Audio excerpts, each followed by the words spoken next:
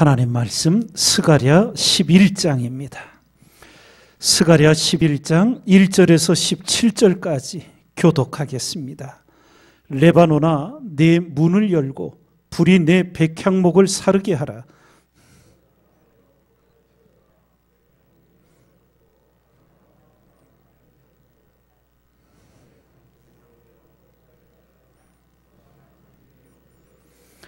목자의 곡하는 소리가 나며 그 영화로운 곳이 회멸되었음이로다. 어린 사자의 부르짖는 소리가 나며 이는 요단의 자랑이 황무하였음이로다.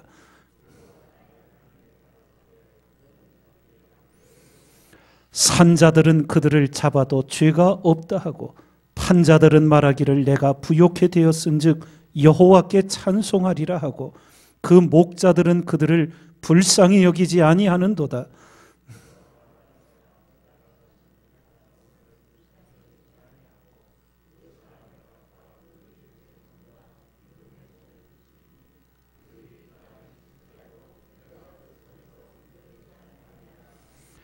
내가 이 잡힐 양떼를 먹이니 참으로 가련한 양이라. 내가 이에 막대기 둘을 취하여 하나는 은총이라 하며 하나는 연락이라 하고 양떼를 먹일세.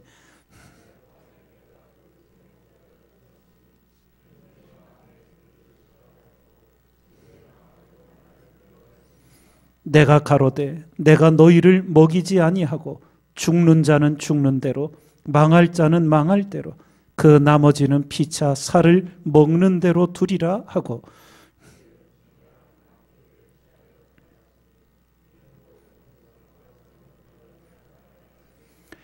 당일에 곧 패하매 내게 청종하던 가련한 양들은 이것이 여호와의 말씀이었던 줄 안지라.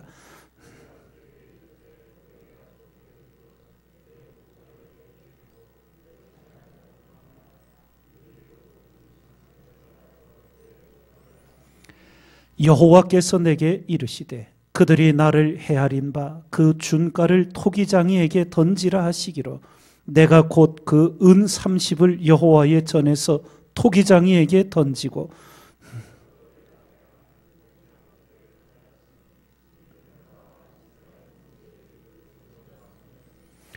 여호와께서 내게 이르시되 너는 또 우매한 목자의 기구들을 취할지니라.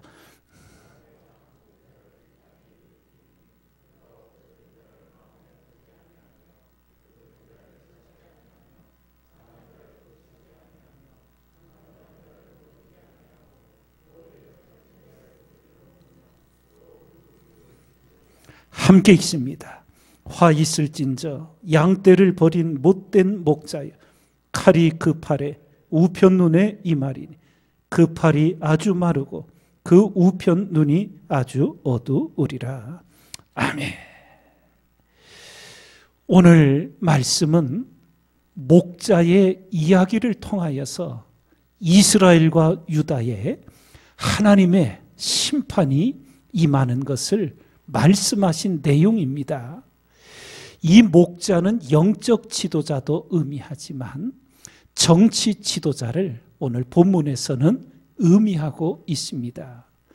이스라엘과 유다의 정치 지도자들이 하나님의 백성들을 바르게 이끌고 먹여야 하는데 패역한 목자가 되어서 그야말로 사꾼 목자의 그 일로 나라가 어려움을 겪게 될 것을 하나님의 심판으로 일깨우시는 내용입니다. 우리가 요한복음 10장을 읽으면 예수님께서 나는 선한 목자라 말씀하시지요. 선한 목자는 양들을 위하여 목숨을 버리노라.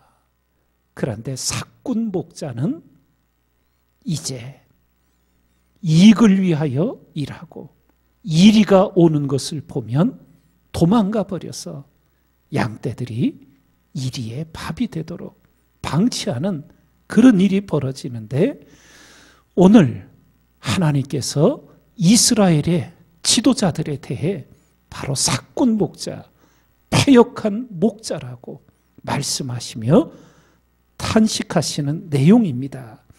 마지막 17절에 이런 하나님의 심판이 선언됩니다. 화 있을진저 양떼를 버린 못된 목자여 칼이 그 팔에 우편눈에 이말이니 그 팔이 아주 마르고 그 우편눈이 아주 어두우리라. 우리 모든 그리스도인은 예수 그리스도를 믿고 의식하든 의식하지 못하든 원튼 원치 않든 목자의 사명이 다 있습니다. 우리 곁에 두신 양떼들을 돌보아야 할 사명이 목사에게만 있는 것이 아니라 모든 그리스도인에게는 다 주어져 있습니다. 이 목자의 사명을 감당할 때 먼저 모범 대신 선한 목자 예수님의 모습을 우리 모두는 본받아야 합니다. 선한 목자이신 예수님께서 우리에게 보여주신 목자의 모범이 크게 두 가지가 있는데, 하나는 양떼를 긍휼히 여기시는 거였고, 다른 하나는 영적으로 진리의 꼴을 먹이시는 거였습니다. 먼저 이 양떼를 불쌍히 여기는 것. 이 사꾼 목자, 패역한 목자들은 양떼들을 그저 자기 좋을 때뿐이지요.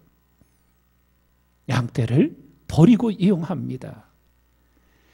주님께서 나는 양들을 위하여 목숨을 버리노라. 우리가 성경을 보아 알듯 구약시대에는 목자들이 살기 위하여 양들이 하나님 앞에 제물로 희생되었어요.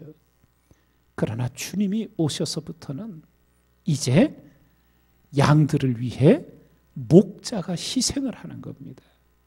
바뀌어진 거예요. 사꾼 목자는 여전히 자기 살려고 양떼들을 버리는 거지요. 우리가 늘 기도의 시간을 가지며 우리 안에 하나님의 이 긍휼한 마음, 아버지의 마음 주시기를 늘 기도하셔야 합니다.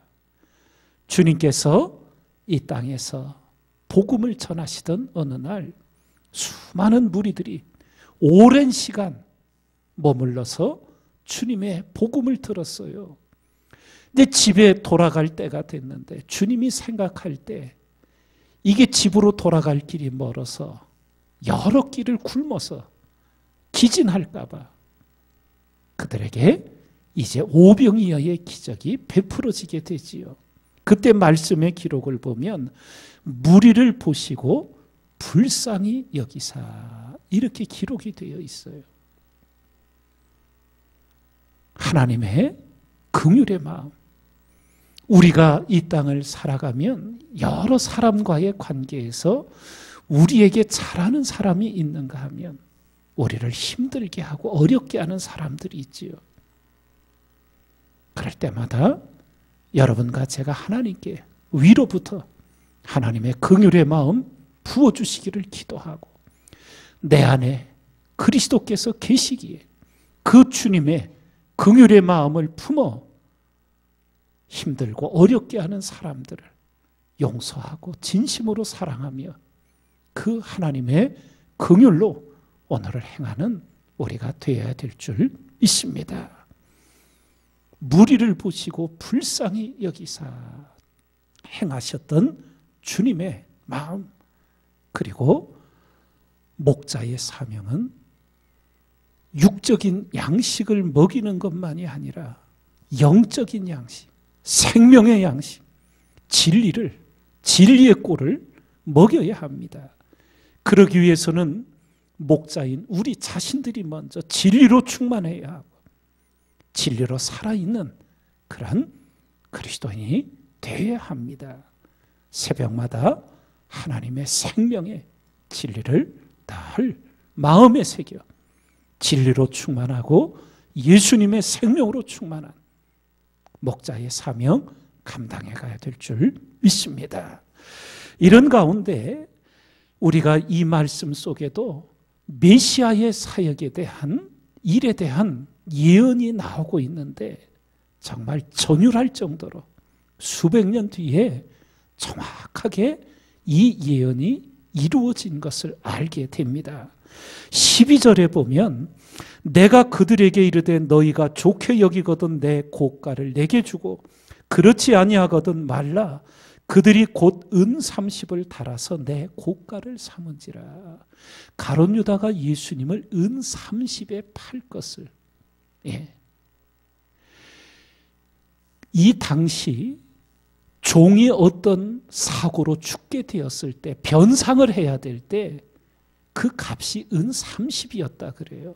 그러니까 사람 생명값이 은 30으로 그렇게 배상이 되었다는 거예요.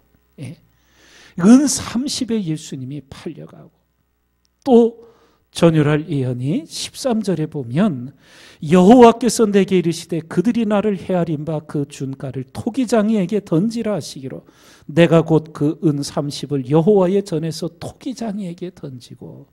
이건 복음서의 뭔 말씀하고 연결이 됩니까? 가룟 유다가 후회하고 받았던 은 30을 대제사장들에게 도로 갖다 주자 그들이 의논을 하고 이거는 성전고에 둠이 마땅치 않다고 토기장이의 밭을 사서 나그네의 무덤을 삼았다고 복음서에 기록이 되어 있지요. 정말 전율할 정도로 수백 년 전에 예언된 선포된 말씀들이 이루어지는 이런 하나님의 말씀의 정밀함을 보면서 여러분과 제가 그 말씀 앞에 겸손함으로 오늘도 혼과 영과 및 관절과 골수를 찔러 쪼개는 살아 역사하는 하나님의 말씀이 내게 임하여 역사하는 말씀의 사람, 말씀의 기도자 우리 모두가 되기를 주님의 이름으로 축원을 드립니다.